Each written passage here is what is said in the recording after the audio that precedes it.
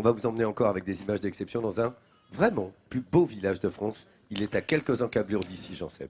Absolument. Je ne sais pas, Philippe, si comme André Breton, vous avez cessé de vous désirer ailleurs quand vous étiez à Saint-Cyr-la-Popie. En attendant, vous allez voir qu'il est difficile de ne pas tomber amoureux de ce merveilleux village, tout en homogénéité architecturale quasiment parfaite. C'est un village qui s'agrippe à une falaise surplombant le Lot, avec un peu d'ouate cristalline comme ça saupoudrée dessus. Vous allez voir qu'on n'est pas loin de la perfection. Oui, c'est beau, oui. Monté sur un éperon rocheux de 80 mètres de haut, Saint-Cyr-la-Popie surplombe crânement la rive gauche du Lot. Cette position stratégique permettait de faire vivre tout le village en exportant le travail des Saint-Cyricois par voie fluviale. Saint-Cyr-la-Popie, c'est surtout l'un des plus beaux villages de France. Avec ses 13 maisons classées aux monuments historiques, cette commune d'à peine 35 habitants est bien connue des artistes. Et voilà Sébastien, il est cuisinier au cœur de ce village plein de charme, un peu figé par cette neige, mais il apprécie le calme ambiant. C'est déjà la tranquillité, parce que bon, on est quand même tranquille au milieu de la nature, avec les oiseaux, la végétation qui est très verte quand au printemps, tout ça, et c'est très important pour moi. Et régulièrement, il vient prendre des bouffées d'air frais sur ce balcon d'un ciel lotois, brumeux pour l'occasion. Mais l'inspiration reste la même. Tranquille et apaisé. En contrebas de ce belvédère, Sébastien retrouve son amie Julie pour nous faire découvrir un autre lieu exceptionnel. Un chemin de halage taillé dans les falaises. Autrefois, les gabarres étaient remorqués ici à contre-courant le long de la rivière. Donc on se trouve sur le chemin de halage, donc qui a été creusé dans la falaise par la seule force des hommes en 1847. Autrefois, avant que le chemin soit créé, les hommes passaient directement sur la falaise pour tirer la gabarre. Donc il y avait forcément beaucoup d'accidents. Et c'est pour cette raison que ce chemin a été creusé.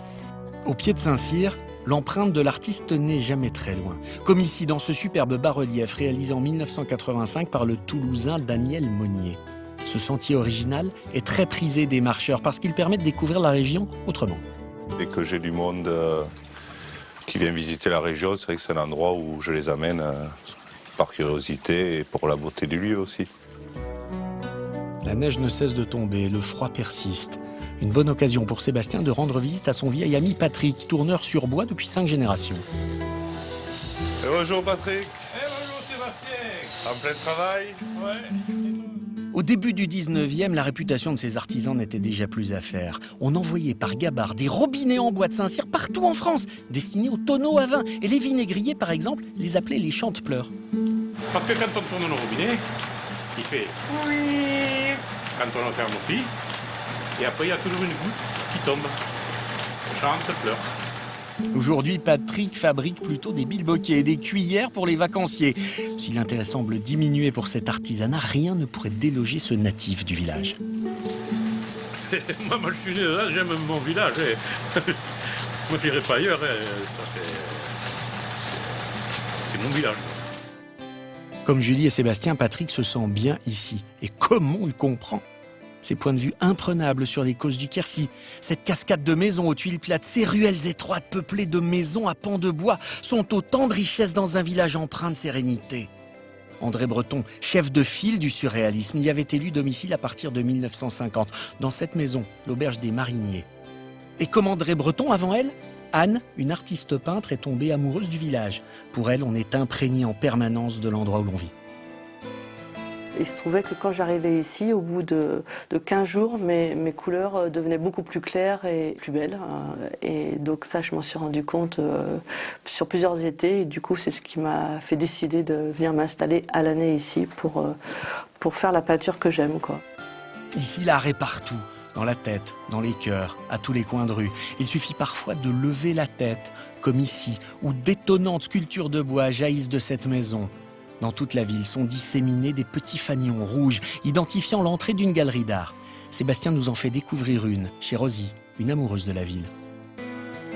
Première impression que j'ai eue quand je suis arrivée à Saint-Cyr, c'est d'avoir une émotion comme on a avec une œuvre d'art. Et j'ai eu envie de vivre dans l'œuvre.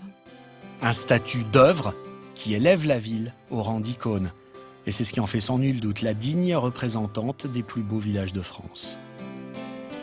Alors Saint-Cyr-la-Popie a été une importante ville médiévale qui est toujours restée fidèle à la France, notamment pendant la guerre de 100 ans. Au XIIIe siècle, elle a connu son âge d'or, avec énormément de commerce, avec énormément d'artisans, extrêmement réputés, que ce soit les potiers, les chaudronniers, ou que ce soit les roubinets-taïrs, ces fabricants de robinets chantepleurs. Exactement. Et ça permet de rendre hommage à Patrick, qui est dans ce reportage et qui, depuis le tournage, nous a quittés, laissant ainsi ses tonneaux et ses robinets orphelins.